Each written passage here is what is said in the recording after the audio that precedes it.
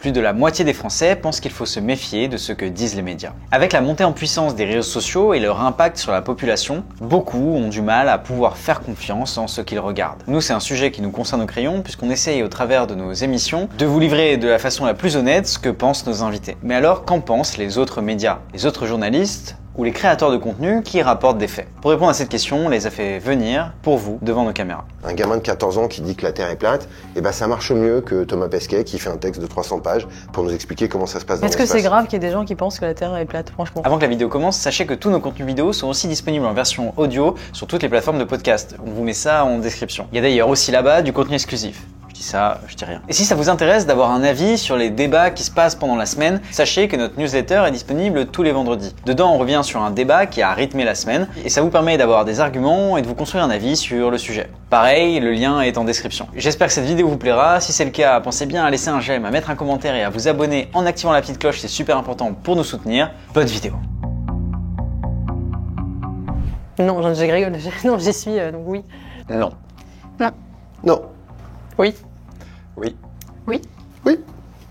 Non. Je suis Eugénie Bastier, je suis journaliste aux pages Débat et Opinion du Figaro et également chroniqueuse à CNews et Europe 1. Oui. Non. Oui. Ça m'arrive. Dans les salles d'attente du dentiste. Bonjour, je m'appelle Charles Merlin, j'anime les comptes Vivre moins con sur Instagram et TikTok et je fais de la vulgarisation engagée de l'actualité et je mets en avant des causes d'intérêt général. Pas souvent, ça m'arrive aussi. Les mots croisés pour ma mère. Non, jamais. Oui. Oui. Oui, pour avoir l'air moins vieux. Oui. Non. Non. Non. Non. Non. Non plus. Je m'appelle Célia Kabouri, j'ai 24 ans. Puis je suis journaliste assez polyvalente, je fais des podcasts, je travaille pour la télévision. Je suis également rédactrice en chef pour un site internet pour un média hybride qui s'appelle Serfia. Un très grand oui. Non plus. Oui. Surtout pas. Je connais pas. Non. Oui. Bah oui. J'ai mis. Bonjour, moi je m'appelle Thomas Huchon, je suis journaliste d'investigation, réalisateur de documentaires. Je suis un journaliste un peu bizarre qui s'intéresse principalement aux fausses informations et aux faux complots. Fake news, théorie du complot, c'est un peu devenu mon dada. Oui, pour me faire du mal de temps en temps. Oui. Oui. Oui. Oui. Ouais. Oui. Oui. Non, parce que j'ai pas la télé. Un peu oui. Non.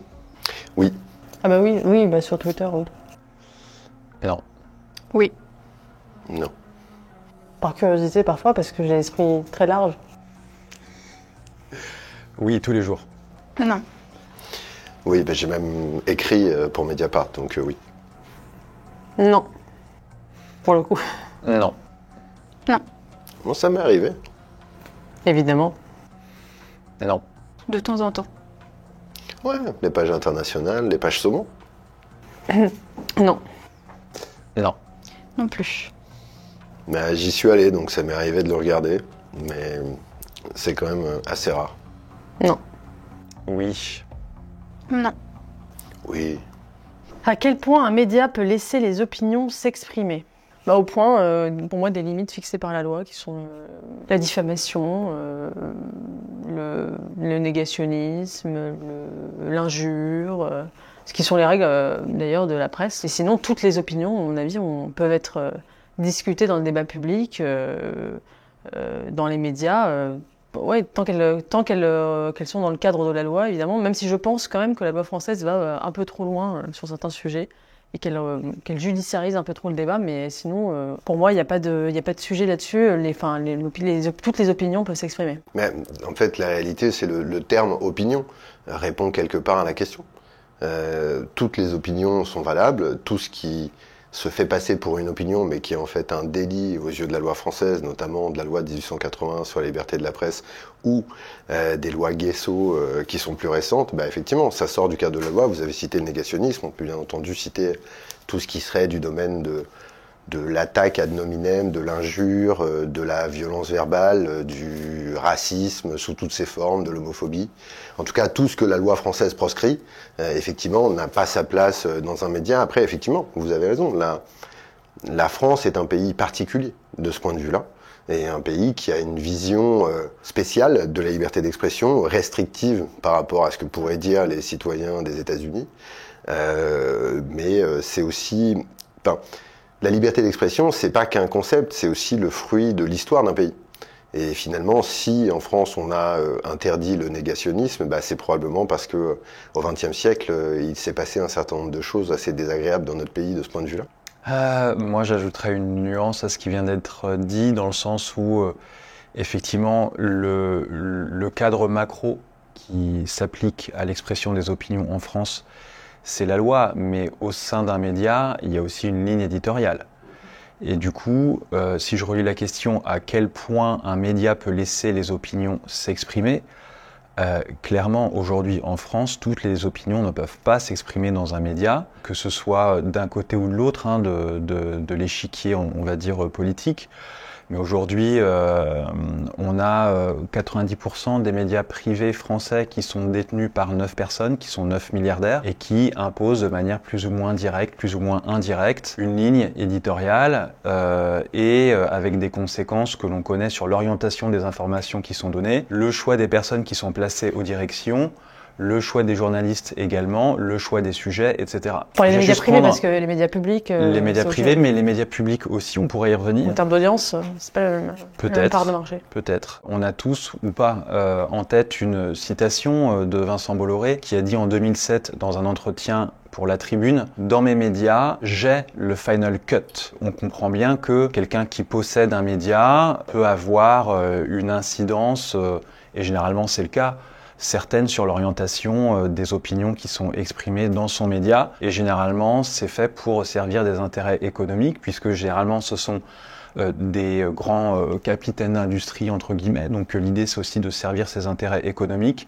Et parfois, dans le cas de Vincent Bolloré, encore une fois, c'est de diffuser aussi une idéologie politique. Je prends un deuxième exemple. En période de pré-campagne, avant la présidentielle de 2022, dans l'émission de Touche pas à mon poste dont on a parlé juste avant, 45% de TPMP a été consacré à un seul candidat qui a été Éric Zemmour. Et on sait que C8 qui diffuse TPMP appartient au groupe Canal+, qui appartient au groupe Vivendi, qui appartient à Bolloré, et que Vincent Bolloré soutient Éric Zemmour. Ça n'a pas été très efficace alors, parce que... Mais il y a des fois, effectivement, ça marche si le pas. mode traquage marchait... Oui. Non mais pardon, mais moi je voudrais juste revenir sur un truc. On oublie quand même, pour moi, il y a une liberté totale des médias privés en France. C'est simple, ils ont le droit de faire ce qu'ils veulent. Si les actionnaires ont envie d'avoir une ligne éditoriale, qu'ils arrivent à recruter des journalistes qui vont dans ce sens-là, ils sont libres, c'est leur argent, ils le dépensent comme ils veulent. Par contre, là où ça me dérange un peu plus, c'est quand les médias publics qui sont financés par l'impôt de l'intégralité des Français et des contribuables ont une orientation idéologique. Là, ça me dérange parce qu'effectivement, c'est l'impôt de tout le monde, c'est l'argent de tout le monde. Et quand je vois que sur le service public français, effectivement, il y a aussi une certaine idéologie qui est portée, notamment, par exemple, France Inter, où vous avez évidemment un ton, une tonalité idéologique plutôt à gauche, voire même à l'extrême gauche qui est portée. Je trouve que c'est, effectivement, là, il y a un manque de pluralisme qui est inquiétant parce que, encore une fois, il y a un devoir de neutralité du service public où il n'y a pas de devoir de neutralité des médias privés. Je crois qu'on pouvait considérer que l'audiovisuel public était plutôt de centre-gauche à une époque. Aujourd'hui, ça se droitise de plus en plus. On l'a vu avec la mise à l'écart de Charline Vanhoenacker et de son émission C'est encore nous, qui avant l'été 2023 a été déprogrammée. C'était une quotidienne, c'est devenu une petite hebdomadaire casée sur la case du dimanche soir. Là où je vous rejoins, c'est les processus de nomination des présidences de Radio France et de France Télévisions qui sont nommés par l'Arcom, qui est censé être un organe indépendant, qui est composé d'un collège de 9 membres qui sont nommés, il y en a 3 qui sont nommés par le président du Sénat, 3 nommés par le président de l'Assemblée nationale, 1 par la Cour de cassation, 1 par le Conseil d'État, et le président de l'Arcom est nommé directement par le président de la République. Donc en fait, c'est un organisme qui est éminemment politique, qui est très lié au pouvoir, et aujourd'hui le pouvoir n'est clairement pas de gauche, et quand on voit effectivement les prises de décision des présidences de France Télévisions, en tout cas certaines, et de Radio France, Là, franchement, le fait de dire que l'audiovisuel public est de gauche aujourd'hui en France, c'est ne pas bien non, mais vous pouvez pas voir arguer le la problème. déprogrammation de Charline Vanhoenacker le dimanche que l'audiovisuel public en France n'a pas une tendance à gauche. C'est une évidence. Citez-moi un journaliste de droite qui a une présence quotidienne sur France Inter, par exemple. Pardon. Il y a des Mais journalistes. oui, il y a Dominique Seux, pardon, qui parle d'économie, mais que sur le plan économique, pas sur le plan sociétal. Non, les pas sur capsules, le plan, l'histoire politique, l'édito politique, il y a des invités de Marianne, du Figaro, etc. Mais bien sûr. Une minute par semaine. 1 minute et demie par semaine. Oui, vous avez raison, c'est un grand pluralisme. Pour moi, c'est une évidence qui saute aux yeux de tout le monde. Alors évidemment, c'est peut-être pas la France insoumise, effectivement, mais c'est plutôt orienté à gauche. Et je pense qu'il y aura un vrai effort en tout cas d'ailleurs de quantification et d'appréhension du phénomène.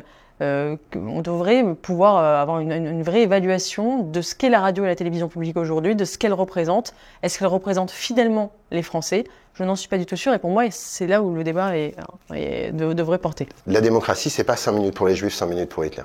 C'est Godard qui disait ça, il avait totalement raison.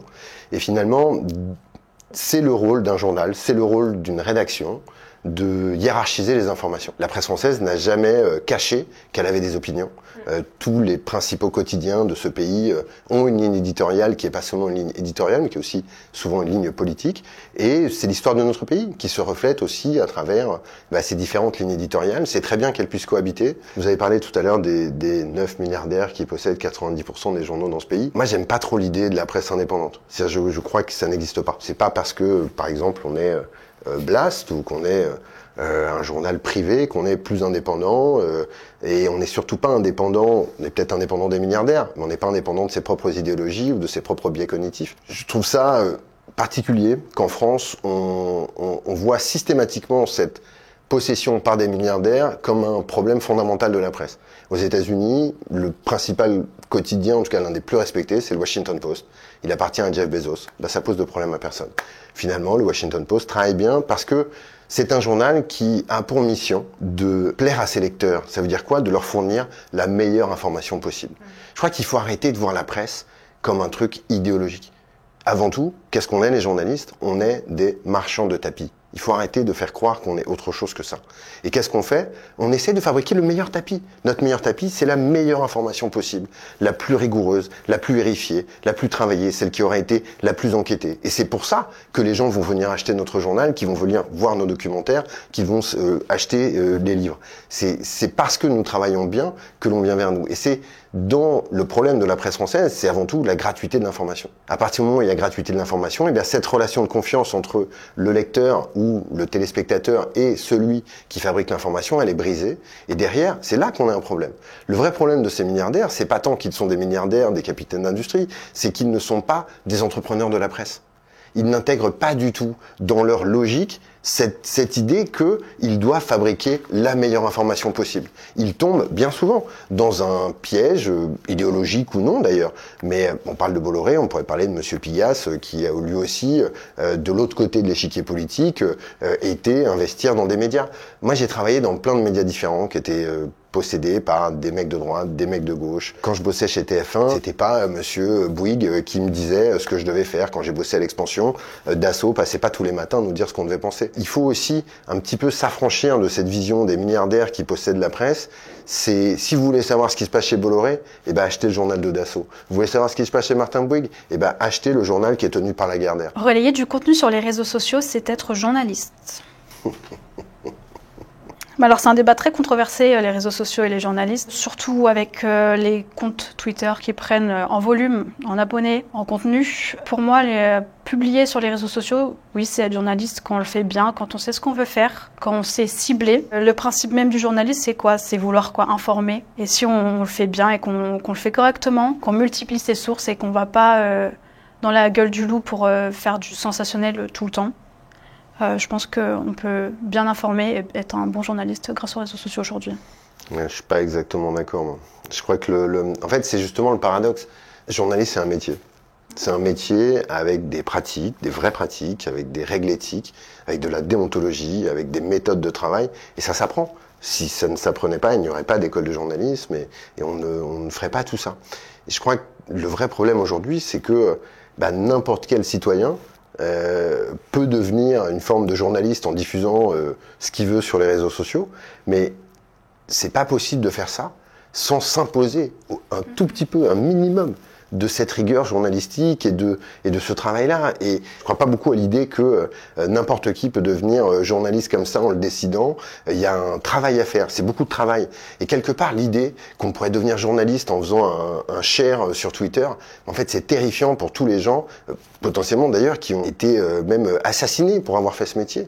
Je veux dire, journaliste, c'est un métier qui est hyper important et qui est pas du tout un espèce de truc, de clic et de machin comme ça. Je suis toujours un peu perturbé par cette idée que finalement les réseaux sociaux, qui sont une agora du débat public, seraient devenus l'alpha et l'oméga de la diffusion d'informations. Je suis tout à fait d'accord, par contre, que ça peut pas être... Mais je dis pas ça pour le média que vous représentez. Non, hein, mais je suis tout à fait d'accord, ça peut pas être Albert et Jean qui peuvent être journalistes du jour au lendemain parce qu'ils veulent se lancer sur les réseaux sociaux.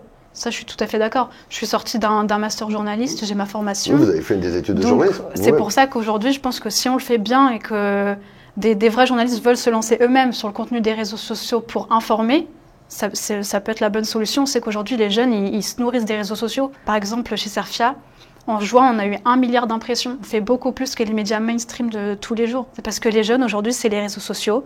Et donc, si on veut bien le faire, les journalistes qui sortent de cette formation-là, s'ils veulent bien le faire, les réseaux sociaux, c'est une mine d'or, c'est le futur. Il y a deux sujets à la fois, c'est la question de la fin des gatekeepers dans le journalisme, c'est-à-dire le fait qu'en fait, avant, effectivement, c'était une institution, un métier qui était exercé par une corporation et qu'aujourd'hui, parce que tout le monde a un smartphone, tout le monde peut potentiellement partager une information. Évidemment, il y a des gens qui sont à Gaza aujourd'hui qui ont un smartphone, qui filment, qui l'envoient sur les réseaux sociaux, et c'est une information. Après, s'il faut la recouper, évidemment, c'est le travail des journalistes de voir si elle est vraie, etc. Mais ils donnent une information. Donc effectivement, ils participent de ce qu'était auparavant le journaliste. Parce que nous sommes passés comme le dit Régis Debray, de la graphosphère à la vidéosphère. Nous sommes passés de l'image de l'écrit à l'image. Et aujourd'hui, la force de l'image et la multiplication et la possibilité de le répandre sur les réseaux sociaux change effectivement la donne. Et je crois que le métier de journaliste doit s'adapter à cette nouvelle donne. Je pense qu'il doit se remettre en question, peut-être avoir davantage de modestie. Il peut y avoir aussi, je pense, un retour de bâton, c'est-à-dire que à force d'être saturé justement d'immédiateté, d'images, peut-être qu'on va retrouver aussi le goût de l'écrit, le goût du reportage de long cours, du récit, et ça, je pense que c'est très important également. Mais moi, ce qui m'inquiète véritablement, c'est la disparition de l'écrit. Je travaille dans un média avant tout de presse écrite, Le Figaro, et je pense que l'écrit permet une forme de nuance, le livre par exemple est une manière d'élucider les désaccords, d'aller dans le fond d'un sujet que ne permettra jamais une vidéo, une image, un tweet. C'est évident. Le livre est quelque chose de fondamentalement précieux dans l'histoire du débat et de la pensée humaine. Et donc je m'inquiète en fait de la disparition de l'écrit, parce qu'avec l'écrit disparaît tout un monde, toute une manière de voir le monde, une manière de raconter les faits. Justement, on pourrait se dire justement avec l'image, avec la caméra, l'objectivité est parfaite puisqu'on montre juste des images. Après tout, voilà. L'objectivité, ça n'existe pas. Ouais, moi, je pense que ça n'existe pas. On pourrait se dire l'image, elle parle d'elle-même. Et l'écrit, au contraire, c'est un regard. Quand on lit Proust, c'est toute l'histoire de La Recherche du temps perdu. C'est un personnage qui est vu de plein de façons différentes. Et on voit qu'en fait, les faits n'existent pas. C'est tout Proust. Et en fait, on voit que c'est l'inverse qui se produit. C'est-à-dire que l'image est partout et en réalité, il n'y a plus de faits. Plus d'objectivité nulle part. Le simple fait de partager une news sur les réseaux, sur Internet, ça fait pas de la personne, de l'internaute, un journaliste, puisqu'effectivement, les journalistes sont formés, ça dure longtemps, hein, c'est 5 ans d'études, donc en fait, ils ont une espèce d'éthique et ils sont formés à reconnaître des informations qui sont fiables, à les digérer, à les retranscrire, et ça, effectivement, c'est quelque chose qui demande des compétences que, en fait, on est plein à ne pas avoir, et il faut le reconnaître. Maintenant, je pense que les transformations que subit le journalisme depuis une vingtaine d'années avec l'avènement d'Internet et des réseaux sociaux est plutôt positif, parce que on sort justement de cette corporation dont vous parliez. Et donc l'information n'est plus possédée par un certain type de personnes et par une corporation. Et aujourd'hui, elle est démocratisée d'une certaine manière. Ce qui soulève plein de questions, plein de risques, je suis bien d'accord, plein d'intérêts qui viennent s'insérer là-dedans, étrangers, privés, économiques, etc. Néanmoins, les réseaux sociaux, si j'élargis un petit peu la question, en fait permettent d'avoir accès à des informations auxquelles on n'aurait jamais eu accès sans Internet et les réseaux sociaux. Et ça, il faut quand même le reconnaître. Donc effectivement, comme tout nouveau paradigme, ça apporte du bon et du moins bon. Pour le journalisme, effectivement, c'est une mutation qui est subie et malheureusement, il y a encore beaucoup de médias et de journalistes qui n'ont pas saisi l'ampleur de cette transformation et qui essayent de courir un peu après le train qui est déjà parti, mais qu'il faudra bien attraper à un moment ou à un autre. C'est pas nouveau, hein. Historiquement, les grands médias professionnels ont refusé d'aller sur Internet et n'ont pas du tout investi ce champ-là. Hein. D'ailleurs, de la même manière, les grands partis politiques traditionnels n'ont pas non plus se sont pas jetés sur Internet. Quel est le premier parti politique français à créer un site web? C'est le Front National en 94, hein, plusieurs années avant les autres partis. Hein. Donc il y a aussi un truc, c'est que la nature a horreur du vide et sur Internet. Eh bien, ce vide, il a été comblé par tout un tas de gens qui n'étaient pas des journalistes professionnels. Tout ça, ça participe d'une forme d'horizontalité de la diffusion d'informations qui est liée au mode de fonctionnement d'Internet et qui, finalement, a un peu bouleversé la société, qu'on le veuille ou non. Je crois qu'on reviendra pas au temps d'avant. C'est pas possible. Ça, c'est sûr, mais... Ça, c'est sûr, on n'y reviendra pas. Mais effectivement, je crois que là où je vous rejoins, j'en suis particulièrement surpris. Tu n'as pas besoin de le dire. Hein. Non, mais je suis surpris déjà de vous entendre citer Régis Debray. Voilà, c'est encore plus étonné. Mais voilà, mais surtout là où je vous rejoins complètement, c'est que finalement, l'un des vrais problèmes de la diffusion d'informations aujourd'hui, c'est l'immédiateté.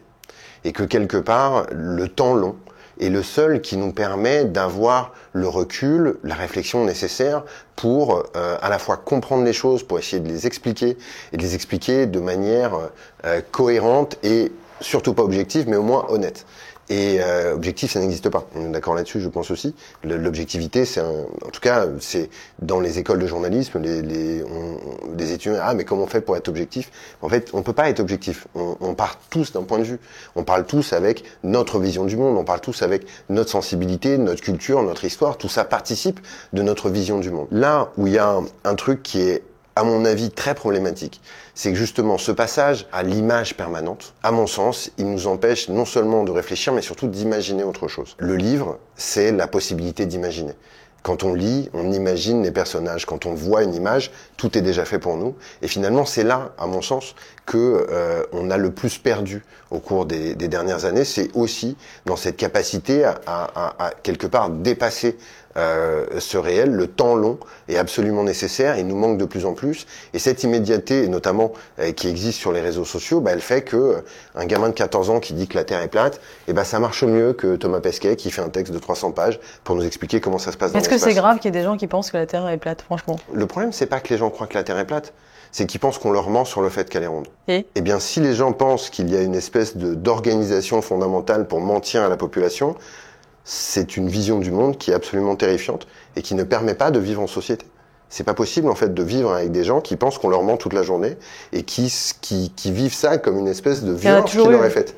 Bien entendu, il y en a toujours eu. Il y en a toujours eu, mais je crois que la société avait aussi trouvé des gatekeepers qui permettaient de limiter la diffusion. Juste qu'aujourd'hui, ils sont plus visibles, en fait, parce que les réseaux sociaux visibilisent des choses qu'on ne voyait pas avant, mais il me semble pas. Enfin, plus que après, ça, si on ils se pose la question, sponsorisent tout ça. c'est vrai que si on se pose la question qui moi je trouve absolument vertigineuse, c'est est-ce que Internet et les réseaux sociaux ont rendu ou pas le monde meilleur? Il me semble que c'est difficile de répondre à cette question. Ah, moi je répondrais non, clairement. Ouais, et effectivement. Moi, il y a un discours qui m'a toujours guidée dans mon métier de journaliste, c'est le discours de Solzhenitsyn à Harvard en 1978, qui s'appelle Le déclin du courage, où il parle du journalisme et il disait derrière le droit d'être informé, il y en a un autre encore plus important, c'est le droit de ne pas être informé. Et je trouve qu'aujourd'hui, la surconnexion permanente que nous offrent les réseaux sociaux, l'impression que nous avons d'être informés en permanence, en fait, nous ne sommes pas informés. Nous sommes noyés. Cette submersion, en fait, est absolument vertigineuse. Et je pense qu'il serait urgent d'ailleurs de réclamer ce droit que réclamait Solzhenitsyn, le droit de ne pas être informé, c'est-à-dire d'avoir une respiration. Et peut-être que d'ailleurs nous le saurions mieux parce que en l'étant moins, parce que vous le disiez, on sait maintenant des choses qu'on ne savait pas, des informations qu'on n'avait pas, peut-être, mais à quoi bon? C'est-à-dire que on nous fait effectivement compatir immédiatement à toutes les souffrances du monde, on nous informe effectivement de toutes les misères, de toutes les guerres du monde, mais nous sommes impuissants déjà.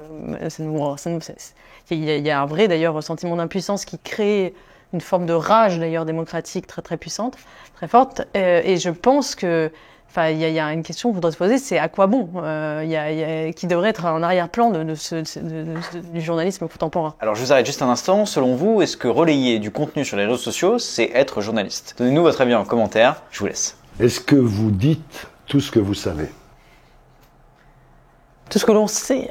Alors, je crois pas du tout que M. Ardisson nous dit non plus tout ce qu'il sait. En tout cas, il a participé pendant de très nombreuses années à laisser dire n'importe quoi à tout un tas de gens qui désinformaient la population. Je pense à Thierry Messant, Alain Soral, Dieudonné, qui ont eu tribune libre dans ces émissions pendant de nombreuses années. Personne ne peut dire tout ce qu'il sait. Et en fait, est-ce que vous dites tout ce que vous savez? Ça sous-entend de base qu'on ment et qu'on cache des choses. Enfin, cette question est absolument terrifiante. Pardon. Moi, je réponds souvent que je ne dis pas tout ce que je pense, mais je pense tout ce que je dis. En tout cas, ça a le mérite d'avoir le courage de ses opinions. Moi, je pense que, en tout cas, quand on travaille dans le monde des médias et que on se met au service d'informer pour servir l'intérêt général, je pense que c'est important de dire le maximum que ce que l'on sait. Après, peut-être que voilà, s'il y a des informations qui nous mettent en danger personnellement, dans ce cas-là, c'est pas une bonne chose de le dire. Moi, pour le coup, là, ce que ça m'évoque, c'est que y a des gens qui sont menacés de mort aujourd'hui pour dire des choses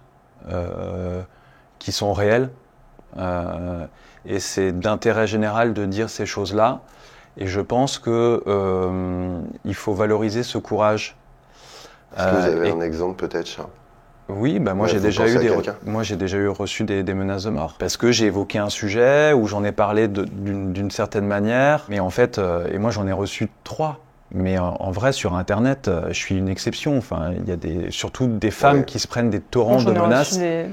Trois, c'est une semaine assez calme en général. Oui, dans ma vie personnelle, c'est pas grand-chose. C'est une semaine Ceci assez dit, calme. ça fait quand même un effet. Et je suis d'accord avec voilà, vous, c'est très désagréable. Ça fait drôle. Je pense que c'est important de dire ce que l'on sait, notamment quand ces informations dont on a à disposition doivent être reçues en fait par d'autres personnes parce que voilà c'est d'utilité publique.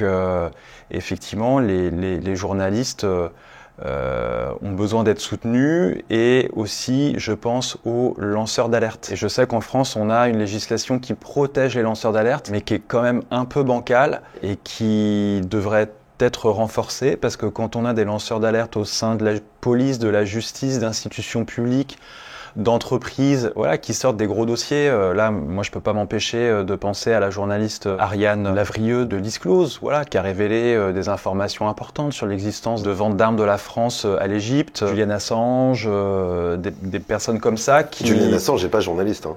Il n'est pas journaliste, il est lanceur d'alerte. Il était patron de presse, lanceur d'alerte. La lanceuse d'alerte, c'est Chelsea Manning. Julian Assange est un patron de presse qui a utilisé Chelsea Manning pour diffuser des informations. Julian Assange n'est pas un journaliste et n'est pas un lanceur d'alerte. Moi, je le considère comme un lanceur d'alerte parce qu'il a mis à disposition une infrastructure d'information pour leaker plein d'informations.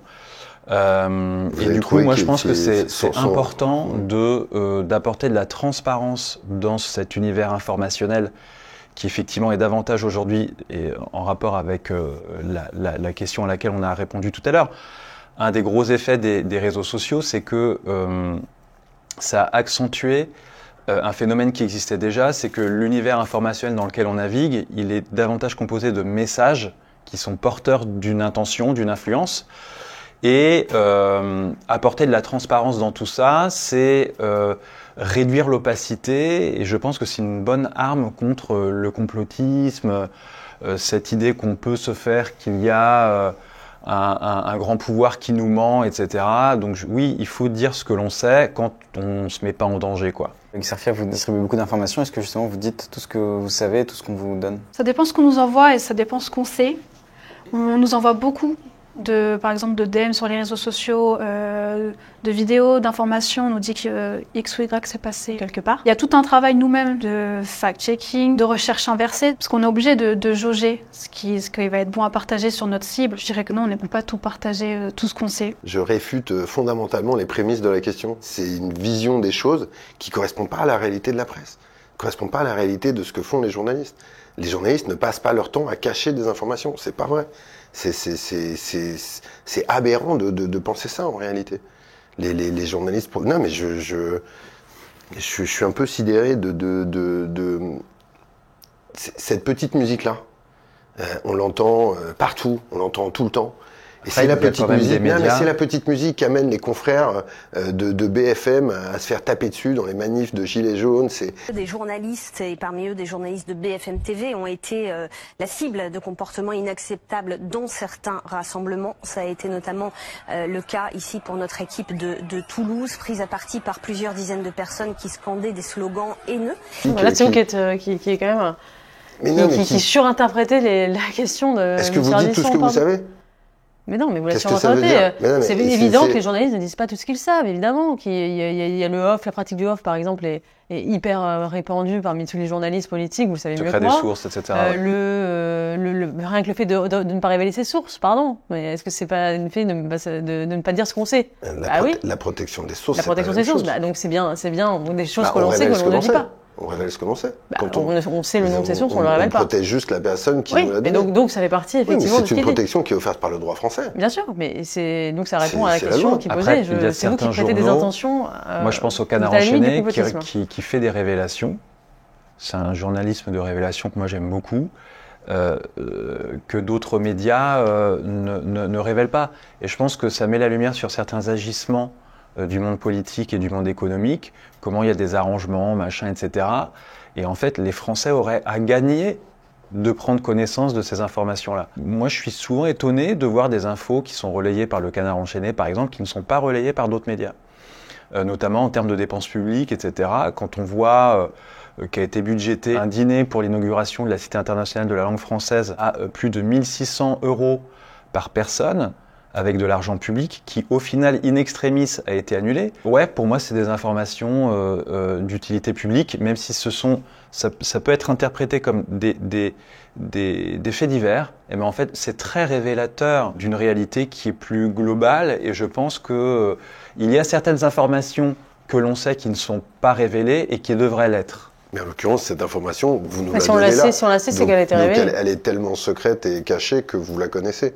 Oui, parce qu'elle a été révélée par un média, et en fait, d'autres médias n'en parlent pas. Oui, mais tous les médias ne peuvent pas parler de la même chose. Tous les médias ne parlent pas tous les médias s'amusent pas à reprendre des informations diffusées par les autres. En fait, quand on voit un petit peu comment fonctionne la reprise d'informations, il y a une dépêche d'une agence de presse, et ensuite qui se retrouve sur 40 médias. En fait, beaucoup de fois, ça marche comme ça. Et d'ailleurs, ça a été accentué par Internet. Le futur de l'information se fera uniquement sur les réseaux sociaux. Le futur de l'information se fera de plus en plus sur les réseaux sociaux. Et on le voit d'ailleurs, les tendances baissières de la presse écrite, par exemple, qui est sous perfusion d'aide publique depuis des années, et ça va pas en s'améliorant. La télé qui s'associe de plus en plus avec les formats vidéo numériques. On l'a vu avec le partenariat Hugo Décrypte et France Télévisions. Donc le futur de l'information se fera pas uniquement sur les réseaux sociaux, mais de plus en plus. On voit aussi que les jeunes, en termes d'usage, s'informent de plus en plus via leur téléphone, et donc en partie des réseaux sociaux aussi, ouais. Ma question est aussi dans le sens de Eugénie, Thomas, vous avez un environnement beaucoup plus traditionnel, dans les médias plus traditionnels. Quand vous voyez justement Célia et Charles qui, eux, sont emparés des réseaux sociaux, est-ce que ça vous fait peur? Comment vous le sentez? Est-ce que pour vous, c'est justement le futur du journalisme là-dessus? Non, de toute façon, les médias traditionnels se sont emparés. Nous, au Figaro, on est extrêmement présents sur les réseaux sociaux, sur tous les réseaux sociaux, donc il y a une prise de conscience. Après, je vais encore citer Régis Debray, si on m'y autorise. J'adore. Qui parle de l'effet de jogging. Il dit, en fait, dans un monde où la technique est omniprésente, on n'a plus besoin de notre corps normalement pour se déplacer, et bien les gens se sont mis à courir, à faire du jogging. C'est le retour de l'archaïque dans la modernité. Et je pense qu'il peut y avoir un effet de jogging du journalisme, c'est-à-dire dans un monde où les réseaux sociaux sont omniprésents, finalement un retour à une forme de lenteur, un retour à la presse écrite. On voit déjà qu'il y a des formats longs qui marchent bien en presse écrite, notamment les MOOC, tout ce qui est, nous, le Figaro, franchement, marche très bien en termes, on n'a jamais eu autant d'abonnés, par exemple, au Figaro, parce qu'il y a une appétence aussi pour les formats longs, en paradoxe, justement, en espèce d'effet de jogging, et donc je pense qu'il peut y avoir, peut-être que le presse écrite sera le bio du journalisme de demain, c'est-à-dire il y aura effectivement un retour un retour comme ça aux sources. Je l'espère en tout cas parce que, encore une fois, comme je l'ai dit tout à l'heure, je pense que ça apporte quelque chose que n'apporteront jamais les réseaux sociaux, quelle que soit leur utilité. Je les consomme comme nous tous autour ici, énormément, trop sans doute. Mais voilà, j'espère effectivement qu'ils ne seront pas le seul vecteur d'information. Parce que les réseaux sociaux, c'est le fast-food et le média traditionnel, l'écrit, c'est plus le bio, comme tu disais. C'est un peu caricatural, mais il y a peut-être un peu de ça. Ah, les réseaux sociaux, c'est pire que le fast-food, c'est la junk food. Le principe même d'un réseau social, c'est pas de vous informer, c'est de capter votre attention. Et pour capter votre attention, il va jouer majoritairement sur vos émotions. Tout ça est absolument documenté par tous les lanceurs d'alerte qui ont réussi à parler en sortant ou en y restant à l'intérieur des grandes entreprises de la technologie. Et donc, moi, je souhaite pour mes enfants que le futur de l'information ne se fasse surtout pas sur les réseaux sociaux. Les réseaux sociaux sont le dévoiement même de l'information, tant qu'ils n'accepteront pas leur responsabilité, c'est-à-dire est-ce que ces réseaux sont des tuyaux et donc ils ne sont responsables de rien, ou est-ce que ces tuyaux sont des médias? Est-ce que ces réseaux sont des médias? Moi, je ne crois pas du tout que ce sont des tuyaux. Je crois que ce sont des médias, je crois que ce que vous voyez, ce que je vois, c'est pas du tout la même chose. Donc, qu'ils éditorialisent l'information, je crois qu'ils la hiérarchisent aussi en nous présentant une chose plutôt que l'autre, et qu'ils gagnent de l'argent en vendant de la publicité en nous diffusant de l'information. Je crois que ça, c'est pas la définition d'un tuyau. C'est la définition d'un média. Et en réalité, pour que les réseaux sociaux ne soient plus un problème dans nos sociétés, il faut qu'ils acceptent cette responsabilité et donc qu'ils soient tout simplement soumis à la loi de 1880 sur la liberté de la presse. Pas besoin de faire des RGPD, pas besoin de faire des DSA comme le texte de loi européen qui essaye en ce moment de pousser ces réseaux à respecter un certain nombre de principes démocratiques. Je crois que nous ne pouvons pas accepter cette espèce de destruction systématique de nos principes démocratiques, de ce que nous avons de plus cher dans ce pays, par des entreprises étrangères qui ne respectent pas nos lois, qui ne payent pas d'impôts dans notre pays comme ils devraient les payer. Je crois que nous ne pouvons pas accepter ça. Et à minima, je crois que la France a besoin d'un immense débat de société dans lequel nous allons poser sur la table ces sujets-là. Nous allons parler de la surveillance, du ciblage, nous allons parler de toutes ces questions-là qui sont absolument fondamentales. Moi, je suis très très très pessimiste sur tout ça. Moi, j'ai vécu, je suis le plus âgé autour de la table, j'ai l'impression, j'ai vécu l'avènement d'Internet à la fin des années 90, au début des années 2000. Vous ne vous souvenez peut-être pas, c'était le moment où, quand tu allais sur Internet, ça faisait des bruits bizarres, et ça allait très lentement. Ça faisait 4 heures pour ouvrir une page sur Internet et regarder un contenu, tu bloquais la ligne téléphonique pour tes parents, ça faisait chier tout le monde. Mais je crois qu'on a vécu l'avènement d'Internet comme la promesse d'une liberté et surtout la promesse d'un partage de la connaissance et de la culture. La réalité, c'est pas du tout ça. Internet n'a pas délivré cette promesse-là et au contraire, il est en train de nous monter les uns contre les autres en nous faisant vivre dans des bulles de filtres dans lesquelles nous ne sortons jamais. On est en train de nous monter, de nous radicaliser sur nos propres positions, de nous opposer des choses en permanence. Et finalement, cette mécanique-là, elle est absolument terrifiante. Il y a peut-être une toute petite forme d'espoir, moi, qui me vient depuis quelques mois, depuis le moment où j'ai vu le pape François en doudoune blanche circuler sur les réseaux sociaux. Vous savez, ce sont toutes ces photos, tous ces contenus fabriqués par intelligence artificielle qui, si aujourd'hui ils sont encore détectables un tout petit peu à l'œil nu, où nous pouvons nous rendre compte qu'il s'agit de mensonges ou de choses totalement fabriquées, eh bien, la technologie allant tellement vite, dans quelques mois, dans quelques années, nous ne serons plus capables de savoir si cette vidéo que nous voyons passer sur Twitter, c'est vraiment Emmanuel Macron qui nous parle ou c'est pas du tout Emmanuel Macron qui nous parle. Et donc, peut-être que cette prolifération de fake news, de faux contenus, de deepfake, va nous forcer à nous informer auprès de journalistes professionnels et à retourner à quelque chose dans lequel il y a cette promesse de la vérification d'informations qui nous est promise. Aujourd'hui, on peut pas nier que les médias, même eux-mêmes traditionnels, se prêtent au jeu des réseaux sociaux. Et ils vont eux-mêmes poster leur petite brève avec leur lien de l'article. Sur Instagram, ils vont aussi sur TikTok. Je pense pas que c'est le futur total des réseaux sociaux, mais ça prendra une bonne partie. Et pourquoi on ne peut pas être sur les deux en fait? Et on a les réseaux sociaux qui vont faire le tremplin de notre site internet et puis de notre chaîne YouTube. Est-ce qu'en fait vous vous considérez tous journalistes autour de la table? Et si oui, pourquoi? Et sinon, pourquoi vous ne considérez pas comme journaliste? Moi quand je dis ce que je fais, pas mal de fois on me demande « Ah ouais, du coup, t'es journaliste ou tu fais du journalisme ?»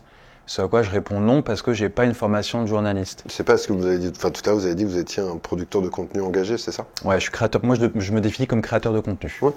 Créateur de contenu et pour le coup, pour moi, c'est pas la même chose. Même si ça se rapproche du journalisme, j'ai pas de formation de journaliste, j'ai pas de carte de presse, donc pour moi, c'est non. Moi, je me définis comme journaliste sans mettre journalisme avec un J majuscule, comme le font certains de mes confrères, comme s'il appartenait à une corporation de soldats de la liberté et de la démocratie. J'ai une conception assez modeste de ce métier, même artisanal. Journaliste, oui. J'ai pas fait d'école de journalisme d'ailleurs. Et je pense que c'est un métier qui s'apprend, mais qui s'apprend beaucoup sur le tas, en le pratiquant en fait, plus que peut-être en l'étudiant dans une école, même si c'est sans doute très bien pour décrocher un stage ou apprendre des choses plus techniques. Mais voilà, je trouve que c'est un métier, et ce que j'aime d'ailleurs dans ce métier, c'est son côté d'ailleurs un peu artisanal. Moi, je suis journaliste et je suis très fier d'appartenir à cette corporation qui tente de défendre des valeurs de la démocratie. Et qu'est-ce qui fait de toi un journaliste? Moi, ce qui fait que je suis journaliste, c'est que c'est mon métier, c'est ce que j'ai appris dans une école de journalisme, en alternance, donc ce qui permettait de le faire en même temps dans un média et donc de l'apprendre sur le terrain. On peut très bien devenir journaliste sans avoir fait d'école. Ça d'ailleurs pendant très longtemps a été le chemin d'accès à cette profession dans notre pays.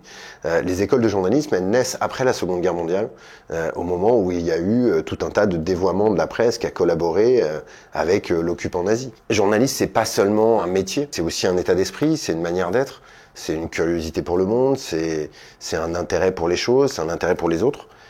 C'est une envie de le raconter, et une envie de le raconter à la fois avec ses propres yeux, mais en essayant que ces yeux-là soient le moins un rempart contre cette honnêteté dont on parlait tout à l'heure, pour arriver à dire le monde tel qu'il est, et non pas forcément tel qu'on le voit. Oui, je me définis comme journaliste. Je suis sortie du coup d'une formation journaliste, mais je suis aussi de l'avis que les écoles et la carte de presse, ça fait pas le journaliste. Le journalisme, c'est un métier passion. Je suis passionnée par ce que je fais. C'est ça, en fait, avec le journalisme, j'ai envie d'être en même temps au service des gens, de les informer et d'apprendre tous les jours. C'est quelque chose que j'adore avec le journalisme, c'est que tous les jours, j'apprends des choses. Encore et encore, en continu, c'est un savoir infini. Et c'est une porte sur le monde, le journalisme, et ouais, je me définis comme journaliste aujourd'hui. Merci d'être resté jusqu'à la fin de cette vidéo. Si elle vous a plu, n'hésitez pas à laisser un j'aime, à mettre un commentaire et à vous abonner en activant la petite cloche. Vous serez notifié lorsqu'une prochaine vidéo sortira. Je vous rappelle que tous nos contenus sont disponibles en version audio sur toutes les plateformes de podcast. Il y a même du contenu exclusif là-bas. Et enfin, tous les vendredis, vous pouvez retrouver notre newsletter. Le lien est en description. D'ici là, portez-vous bien. Salut.